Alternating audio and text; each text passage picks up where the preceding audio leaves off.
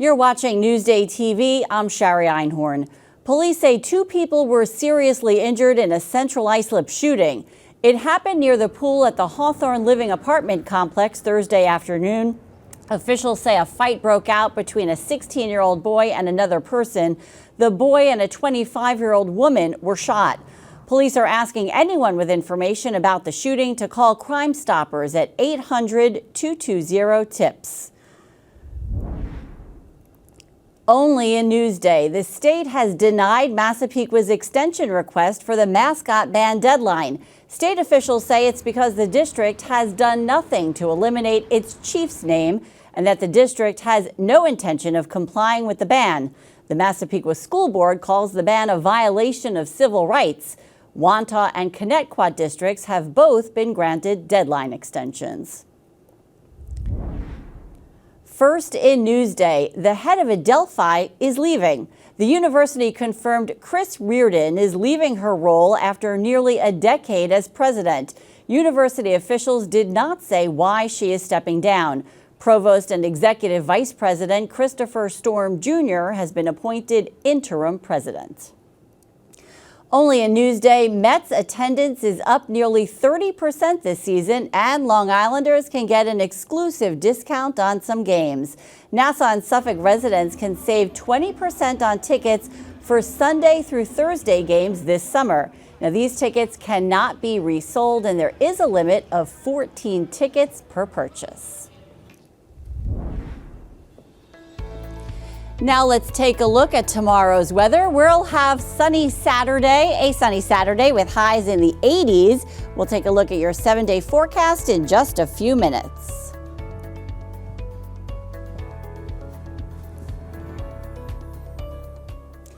Lawmakers have passed a bill to make changes to the state's child abuse hotline. Andrew Ranger tells us more. Reporting abuse to New York State Child Protective Services can save a life, but in other cases, the resulting investigation can devastate or harass another if the caller is reporting false abuse claims. We've always been concerned about the use of CPS as a weapon, especially in court cases. Jeff Reynolds from the Family and Children's Association says his organization is cautiously optimistic about a bill that recently passed the state assembly and Senate, which aims to cut down on false abuse reports. The bill would eliminate anonymous reporting of abuse claims, saving CPS from investigating and possibly upending lives because of an anonymous false report. Research has showed that up to 30% or more of the calls that came into the abuse hotline were meritless, just phony calls when you're either trying to harass someone or get someone in trouble, or maybe there's just a difficult custody battle. Newsday reporter Yancey Roy says the new bill would require callers to give their contact information, but that the information would not be released publicly unless ordered by a judge. Critics worry that requiring contact information could have a chilling effect and keep some abuse from being reported. 2 Long Island senators, Monica Martinez and Sheila Bino, voted against the bill. Senator Bino telling Newsday that people may opt to stay silent rather than report their concerns, weakening one of the most effective tools available in identifying child abuse cases. Jeff Reynolds tells me he has a similar concern, but hopes the governor, if she signs this bill, and CPS will adjust their policies to not just throw out any future anonymous reports of suspected child abuse. Maybe there's a tracking or maybe there's a diversion system into yet another level of service that might not be as arduous, but that we just don't pretend it never happened. The governor now has until the end of the year to sign or veto the bill. Andrew Enger, Newsday TV. Only in Newsday, East End farm workers living in fear amid stepped-up immigration enforcement efforts. Virginia Huey has the story. The pause on ICE raids at farms, hotels, and restaurants lasted 4 days before the Trump administration changed course and resumed aggressive enforcement.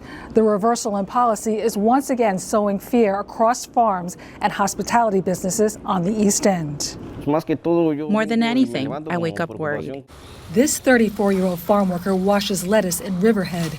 The father of 3 young children says the threat of ICE raids has prompted him to make contingency plans with his wife. I told her that if anything happened as soon as I got to work, I will let her know. And if I didn't, she should look for me at immigration if necessary. He's been working at farm fields on the East End since he came to the U.S. from Mexico when he was 12.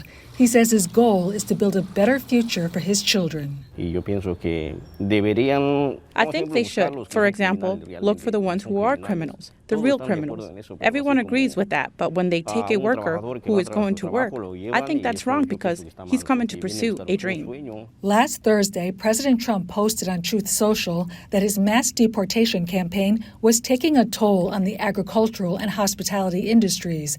But Trump changed his tune days later, ordering ICE agents to deliver what he called the single largest mass deportation program in history.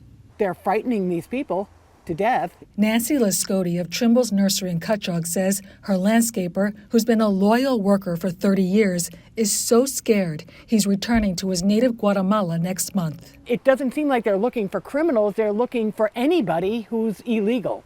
That seems to be the crime. The White House has said the raids are about enforcing immigration law. However, the New York Farm Bureau says the crackdown will eventually hurt the economy. And when there's a reduction in the workforce, in this case it happens to be the immigrant labor workforce, some farms won't be able to survive because they have so many immigrant workers on their farms. But it also translates into fewer workers, of course, equals higher prices at the grocery store, let alone the humanitarian aspect of everything. But that is what's going to happen in the end. But some say they'll continue to live and work on the East End so their families can achieve the American dream. That they have a better future, that they have a home, that they are not discriminated against. For Newsday TV, I'm Virginia Huey.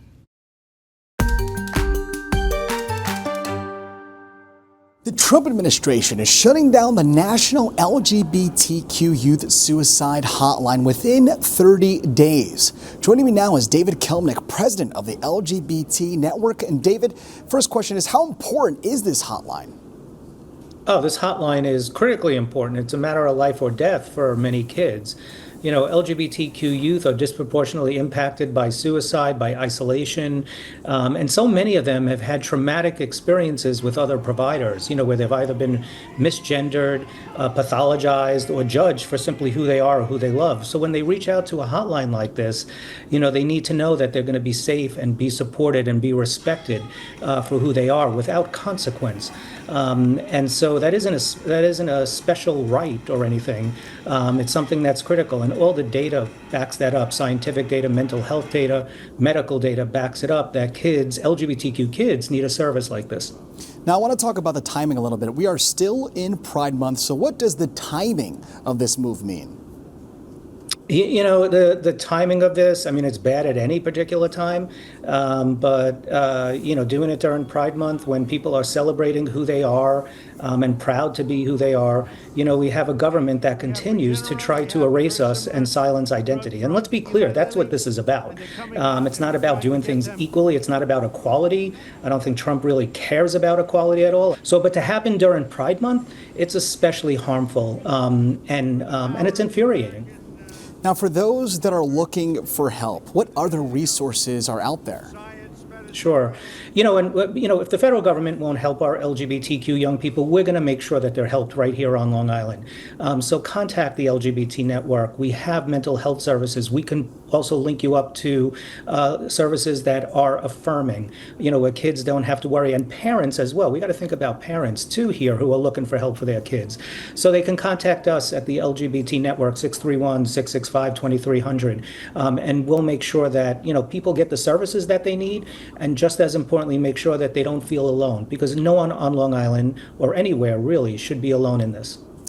David Kelmnick, president of the LGBT network, thank you so much for joining us. Now, for more on this story, make sure to head over to Newsday.com. Feed Me is brought to you by Sarant Cadillac.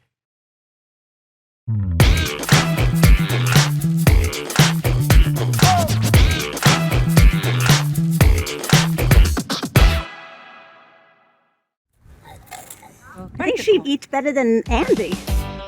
So I moved to Long Beach, New York from the West Coast about 2 years ago. And the first thing that I noticed that was so unique about this barrier island was the soft serve ice cream, particularly at an iconic spot called Marvell. That's because soft serve ice cream was invented in New York, and Marvell is one of its oldest purveyors. I'm back in and I see Marvell here. The original location in Lido Beach opened in 1951, not long after soft serve ice cream was accidentally invented by a Greek immigrant, Tom Carvel, in the 1930s. But unlike Carvel ice cream, Marvell is still a family-owned business. We are the third Greek-American family to buy into this business. They opened it up as a small roadside custard stand, and they had custards and ice creams. And through the years, the menu evolved. The Fragiodakis family now has 3 locations of Marvell, including my favorite one on the Long Beach Boardwalk, because the people watching there is second to none. She loves the ice cream. If you get a bellyache, I don't want to hear nothing.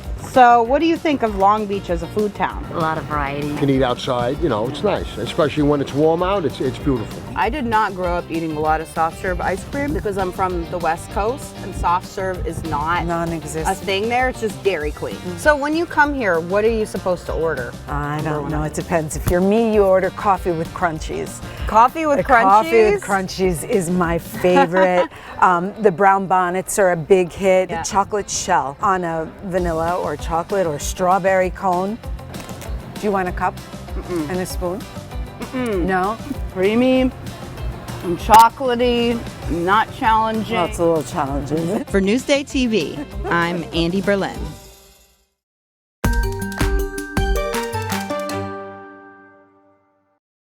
We're outside Yankee Stadium asking the ultimate baseball fan question. If you catch a visiting player's home run ball, do you keep it or do you throw it back? It's not my team.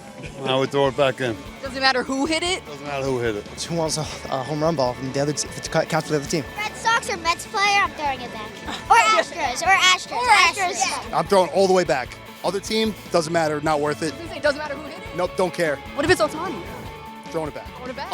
Unless it's, you know, a ball that may be worth $1 million, then, you know, then maybe I'll be keeping it. Does it matter if it's Ohtani or something? Doesn't matter, I throw it back. Not everyone agrees. Keep it, 100%. I mean, make some money off of it, you know? Ugh. It depends on if we're winning or losing, but I'd probably give it to a little kid, a fan, maybe throw it back. And for some fans, catching a ball is part of the magic. I'd keep it. It's still fun being here and catching something and being part of that experience. If they're just going to take it, throw it back in the pile, I'd rather keep the ball and bring it home, take it to my kids. From Yankee Stadium, I'm Carissa Kelman for Newsday TV.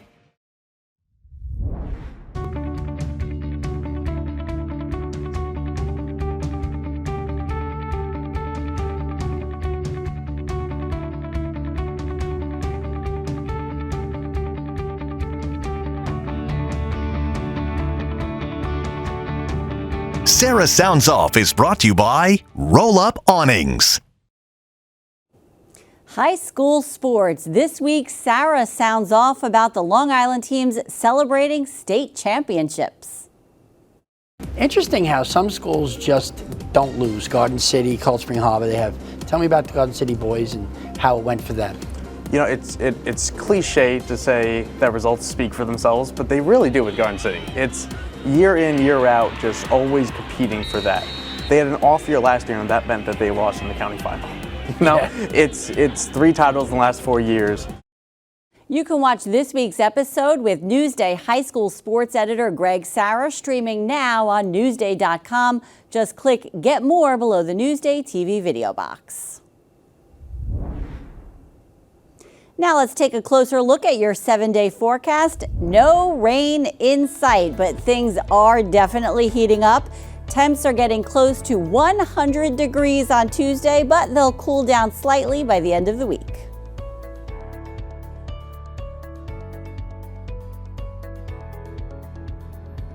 Long Island weather is brought to you by Fire Island Ferries.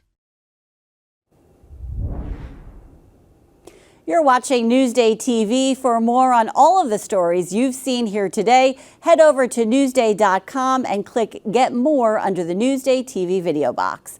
I'm Shari Einhorn. Thanks for joining us.